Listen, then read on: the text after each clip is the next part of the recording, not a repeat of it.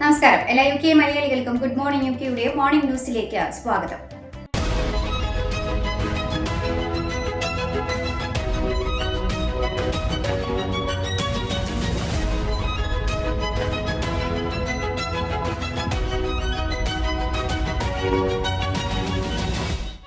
Syria സന്ദർശിച്ച് foreign secretary David ലാമി. 2011 പ്രക്ഷോഭത്തിന് ശേഷം Syria സന്ദർശിക്കുന്ന ആദ്യ ബ്രിട്ടീഷ് മന്ത്രിയാണ് അദ്ദേഹം. സിറിയ സന്ദർശിച്ച ലാമി ഇടക്കാല പ്രസിഡന്റ് അഹമ്മദ് അൽ ഷറയെ കണ്ട് ചർച്ച നടത്തി. സിറിയയിലും സിറിയൻ അഭയാർത്ഥികളെ സഹായിക്കുന്ന രാജ്യങ്ങളിലും മാനുഷിക സഹായവും ദീർഘകാല വീണ്ടെടുക്കലും ഉറപ്പാക്കുന്നതിനായി UK സർക്കാരിന്റെ 94.5 മില്യൺ പൗണ്ട് അധിക പിന്തുണ അദ്ദേഹം പ്രഖ്യാപിച്ചു. പുതിയ സർക്കാരുമായി സുതാര്യത, ഉത്തരവാദിത്തം എന്നിവ പ്രോത്സാഹിപ്പിക്കുക എന്നതായിരുന്നു തന്റെ കൂടിക്കാഴ്ചയുടെ ലക്ഷ്യമെന്ന് ലാമി പറഞ്ഞു. 24-കാരനായ ഇന്ത്യൻ വംശജന് UKയിൽ ജീവപര്യന്തം തടവ് ശിക്ഷ. ഐൽബർട്ട് ക്രൗൺ കോടതിയാണ് നവരൂപ് സിംഗ് എന്ന ഇന്ത്യൻ വംശജന് 14 വർഷവും ജീവപര്യന്തം തടവ് ശിക്ഷ വിധിച്ചത്. കുറ്റം ചെയ്യുവാനുള്ള ഉദ്ദേശത്തോടെ തോക്ക് കൈവശം വെച്ചതിനും 13 വയസ്സിന് താഴെയുള്ള പെൺകുട്ടിയെ ബലാത്സംഗം ചെയ്തതും ഉൾപ്പെടെയുള്ള കുറ്റങ്ങളിൽ ഇയാൾ കുറ്റം സമ്മതിച്ചു. കഴിഞ്ഞ വർഷം ഒക്ടോബറിലാണ് പ്രതിക്കെതിരെ കേസ് അന്വേഷണം ആരംഭിച്ചത്.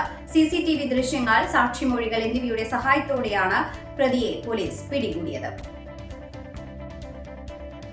നിരോധിത സംഘടനയായ പലസ്തീൻ ആക്ഷനെ പിന്തുണച്ചുള്ള പ്രതിഷേധത്തിൽ പങ്കെടുത്ത 29 പേരെ പോലീസ് അറസ്റ്റ് ചെയ്തു. പാർലമെന്റ് സ്ക്വയറിൽ പാലസ്തീൻ നടപടിയെ പിന്തുണച്ച് നടന്ന പ്രതിഷേധത്തിലാണ് അറസ്റ്റ്. വെള്ളിയാഴ്ച നിരോധനം തടയുവാനുള്ള കോടതി അപ്പീൽ പരാജയപ്പെട്ടതിനെ തുടർന്ന് ശനിയാഴ്ച മുതൽ 2000-ലെ തീവ്രവാദ നിയമപ്രകാരം സംഘടന നിരോധിച്ചിരുന്നു. പലസ്തീൻ ആക്ഷനിൽ അംഗമാവുകയോ അതിനെ പിന്തുണയ്ക്കുകയോ ചെയ്യുന്നത് ക്രിമിനൽ കുറ്റമാണ്. ഇനി കുറ്റക്കാർക്ക് 14 വർഷം വരെ തടവ് ശിക്ഷ ലഭിക്കും. ലണ്ടനിൽ നടന്ന പ്രൈഡിൽ സുപ്രീം കോടതിയുടെ ലിംഗപരമായ വിധിയെ വിമർശിച്ച് LGBTQ+ അംഗങ്ങൾ. ശനിയാഴ്ച ലണ്ടനിൽ ആയിരക്കണക്കിന് ആളുകളാണ് പ്രൈഡിനായി ഒത്തുകൂടിയത്. LGBTQ+ കമ്മ്യൂണിറ്റിയുടെ വാർഷികാഘോഷത്തിൽ സ്ത്രീകളുടെ നിർവചനത്തെക്കുറിച്ചുള്ള UK സുപ്രീം കോടതി വിധിയെ വിമർശിച്ചവരിൽ ഗായികയും നടിയുമായ ഒലി അലക്സാണ്ടറും എഴുത്തുകാരി ഷോൺ ഫേയും ഉൾപ്പെടുന്നുണ്ട്. ട്രാൻസ് ആളുകൾക്ക് ഇപ്പോൾ അവർക്ക് എക്കാലത്തേക്കാളും കൂടുതൽ പിന്തുണയും സ്നേഹവും ആവശ്യമാണെന്നും അവരെ പത്രങ്ങളിലും ധാരാളം മാധ്യമങ്ങളിലും വില്ലന്മാരായി ചിത്രീകരിക്കുന്നുവെന്നും പൈശാചികവൽക്കരിക്കുന്നുവെന്നും ട്രാൻസ് ആളുകൾ നമ്മളെപ്പോലെ തന്നെയാണെന്നും യൂറോവിഷൻ 2024 മത്സരാർത്ഥിയായ അലക്സാണ്ടർ PA പ്രതികരിച്ചു. രണ്ടാം ക്രിക്കറ്റ് ടെസ്റ്റിൽ ഇന്ത്യ ഉയർത്തിയ 608 റൺസ് വിജയ ലക്ഷ്യത്തിന് മറുപടി പറയാനിറങ്ങിയ ഇംഗ്ലണ്ട് പതറുന്നു. 4-ാം ദിനം കളി നിർത്തുമ്പോൾ 3 വിക്കറ്റ് നഷ്ടത്തിൽ 72 റൺസ് എന്ന നിലയിലാണ് ഇംഗ്ലണ്ട്. 24 റൺസോടെ ഒല്ലി പോപ്പും 15 റൺസോടെ ഹാരി ബ്രൂക്കുമാണ് ക്രീസിൽ. ഓപ്പണർമാരായ Ben Duckett, Zak Crawley, Joe Root എന്നിവരുടെ വിക്കറ്റുകളാണ് ഇംഗ്ലണ്ടിന് നഷ്ടമായത്. ഇന്ത്യയ്ക്കായി ആകാശ് ദീപ് 2ഉം മുഹമ്മദ് സിറാജ് 1 വിക്കറ്റും നേടി. 7 വിക്കറ്റും ഒരു ദിവസവും കയ്യിലിരിക്കെ ഇംഗ്ലണ്ടിന് ജയിക്കാൻ 536 റൺസ് കൂടി വേണം. UKയിൽ മലയാളി ബാലൻ മരണപ്പെട്ടു. 11 വയസ്സുള്ള റൊണാൾഡ് പോളാണ് മരണപ്പെട്ടത്. നോർത്താംപ്ടണിലെ നഴ്സ് ദമ്പതികളായ ഡോൺ കെ പൗലോസ്, ടീന എന്നിവരുടെ മൂത്ത മകനാണ് റൊണാൾഡ്. UKയിൽ ജനിച്ച റൊണാൾഡിന് ജന്മനാ കരൾ രോഗങ്ങൾ ഉണ്ടായിരുന്നു.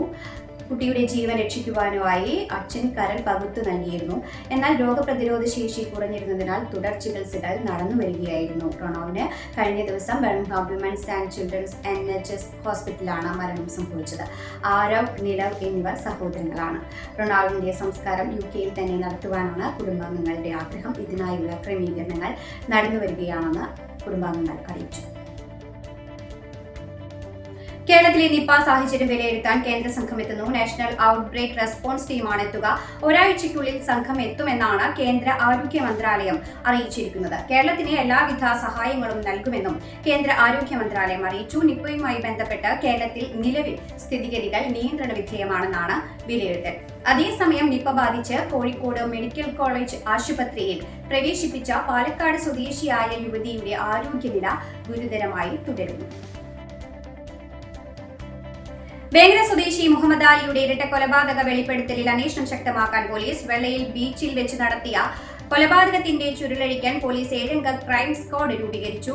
കൂടരഞ്ഞിയിൽ നടത്തിയ കൊലപാതകത്തിൽ ഇരട്ടിയിലേക്കും പാലക്കാട്ടിലേക്കും അന്വേഷണം വ്യാപിപ്പിച്ചിട്ടുണ്ട്. തിരുവനന്തപുരത്തെ KSRTC ഓർഡിനറി ബസും ഫാസ്റ്റ് പാസഞ്ചറും കൂട്ടിയിടിച്ച അപകടം. ഇന്ന് രാവിലെ നെയ്യാർഡാമിന് സമീപം കള്ളിക്കാട് പഞ്ചായത്ത് ഓഫീസിന് മുന്നിലാണ് അപകടം ഉണ്ടായത്. അപകടത്തിൽ 10ഓളം പേർക്ക് പരിക്കേറ്റു. ആരുടെയും നില ഗുരുതരമല്ല. ഇതോടുകൂടി ഈ വാർത്താ ബുള്ളറ്റിൻ ഇവിടെ അവസാനിക്കുന്നു. എല്ലാ പ്രേക്ഷകർക്കും നല്ലൊരു ദിനം ആശംസിക്കുന്നു. ഇനി കൂടുതൽ വാർത്തകളുമായി നാളെ കണ്ടുമുട്ടാം. എല്ലാവർക്കും നന്ദി, നമസ്കാരം.